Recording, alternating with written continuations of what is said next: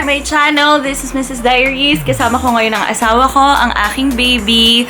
So today magluluto tayo. Si Cristiano magluluto kasi siya naman din talaga yung laging nagluluto. Love, ano yung ihahain mo sa amin ngayon today? We're gonna have breakfast. Simple lang. Simpleng cinnamon French toast. Yeah. And we're gonna have a canned tuna sisig. Also, dried shrimp na omelette. Yay! So guys, kung excited kayong malaman kung paano niya to gagawin, please keep on watching. Yeah!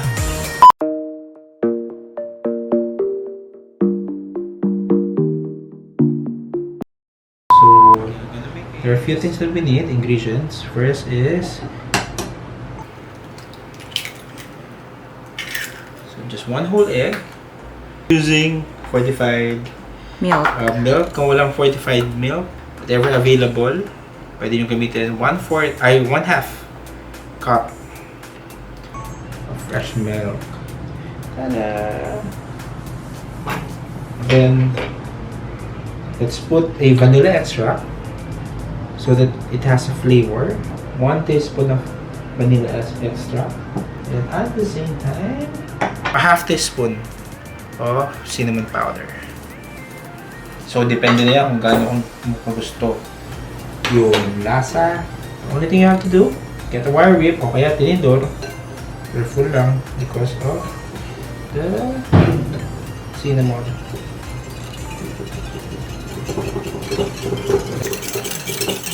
Dapat thorough mix na siya. Okay. Let's get the bread. Meron kaming bread dito. Ito, Pullman lang to. Whatever Kung ano man tasty. yung available, diba? Kung ano yung tasty na pwede kayo. So, I have 4 pieces. Marami pa doon. So, I'm gonna open the fryer. I'm gonna set it 100. So, the only thing we have is margarine. So, I'm gonna use margarine instead of butter. So, the only difference kasi nun, lalo na yung mga ordinary butter, this one has 3% salt. So, medyo maalat na siya kaya hindi na ako nagdagdag ng salt dun sa kanina. Kalat mo lang siya. Not too much. What you have to do is to wash your hands, get a bread. Halo mo lang muna. That side and the other side. Okay? Then fry it. Okay? Get another one. Oops, make sure that both sides. And just wait.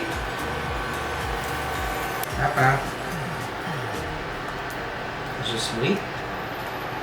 Makikita nyo nandun yung grain ng cinnamon. That's so yummy. So, after that, pwede natin siya baliktarin. And also the other one. But manageable naman pwedeng hawakan. I'm gonna transfer it na.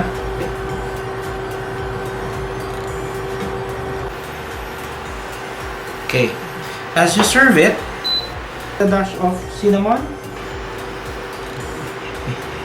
May hangin kasi. And also powdered sugar.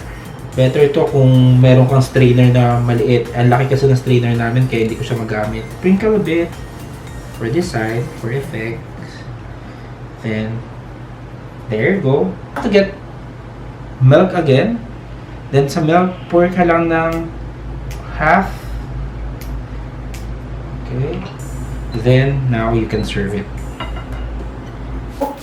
And that is our cinnamon French toast. Crunchy on the outside, very, very moist and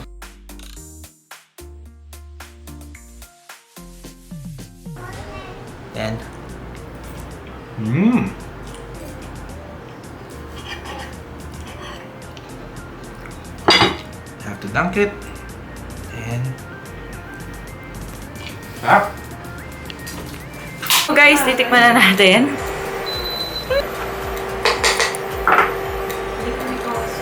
Hindi sila. What is this? Shawnee, gusto niyang umakyat.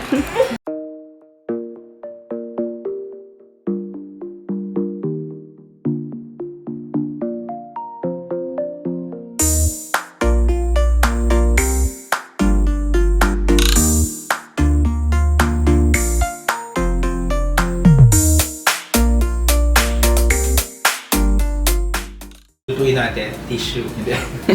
Pa yan. Yung next na lulutuin. The next na lulutuin natin is sponsored by Century Tuna. Century. Actually, it's just a Century Tuna Sisig. Pero it's a different style. So, kung ano na yung available na meron tayo. So, pinagkuha-kuha lang natin, then gagawin natin siyang sisig.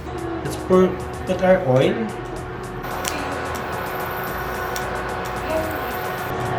So, hindi pa siya mainit. Let's just wait. Waiting para mag-minute. Separate lang natin yung sauce.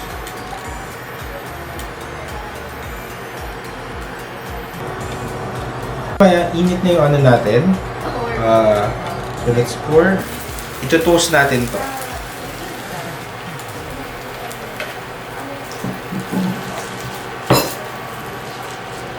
Pag golden brown na yung potato, then balik lang natin yung oil, bawasan natin ang oil.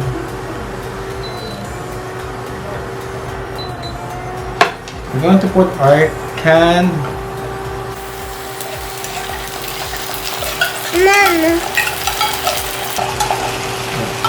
Century Tuna. Pepper and also Onion. onion. Onion, isang buong onion. Set. Put up soy sauce. Oh, it's so yummy. After the soy sauce, we're gonna put our chili leaves. And then, mayonnaise. Kachioni. Give it to Dada. Give it to Dada. Siguro mga 1 tablespoon. And, very quick na to. We're almost done. This is our tuna sisig. Sisig. Sisig. Tuna sisig.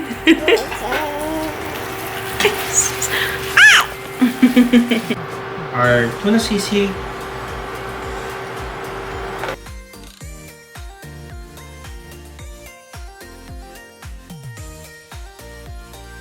Are you gonna cook, Kachioni? What are you doing? Cook. Oh, what is that? Egg. Egg. Egg. Egg.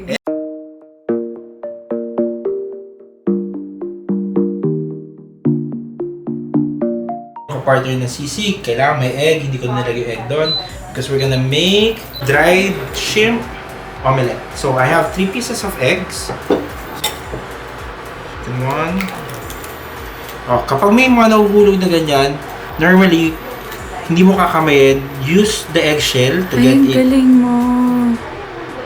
So, Kasi ako, kinakamay ko. Kaya madali siya hirap na hirap makuha. ako. Okay. So, 2 ingredients lang, shrimp, dried shrimp or hibe, yung ibang tawag dyan, plus the 3 eggs. So, pour ako ng oil to heat. So, we don't have to add anything because yung dried shrimp natin is salty already. So, ika-caramelize muna natin yung dried shrimp natin para mas sumarap yung lasa. 1.5 tablespoon of dried shrimp or hibe. I think our pan is hot already. So this is very quick. Saglit lang ditong lulutuin. Hinitap ko pa. I put this one na.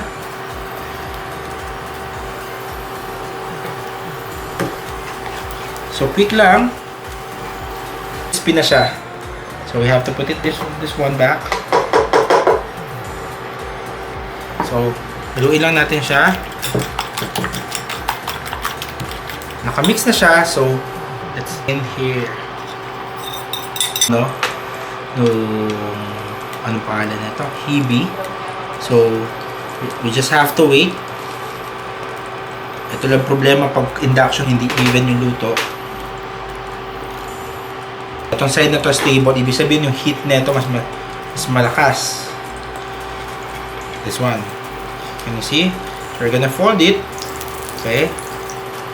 Then the other one. Okay.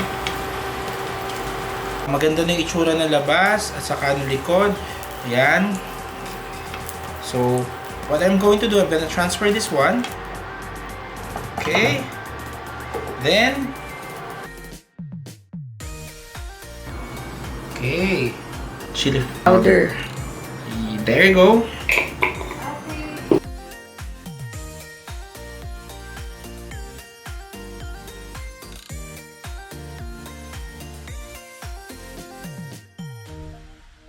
Okay guys, to make it more presentable, magpi-plate tayo.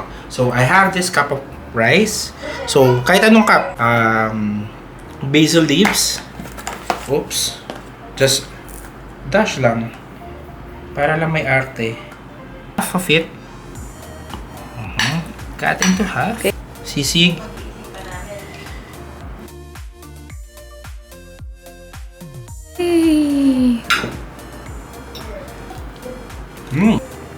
With this one. Sobrang sarap. So imagine this one, just century tuna, egg, and hibi.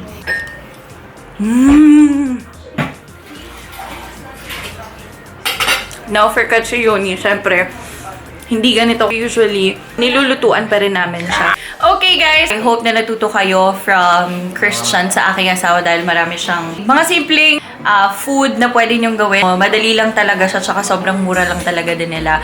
Now, kung gusto nyo pa na magluto siya ng iba naman, like kunwari gusto nyo Mediterranean, mga ganyan, simple luto-lutuan na naganap today with Christian. Love, thank you so much! Hi, I'm eating right now.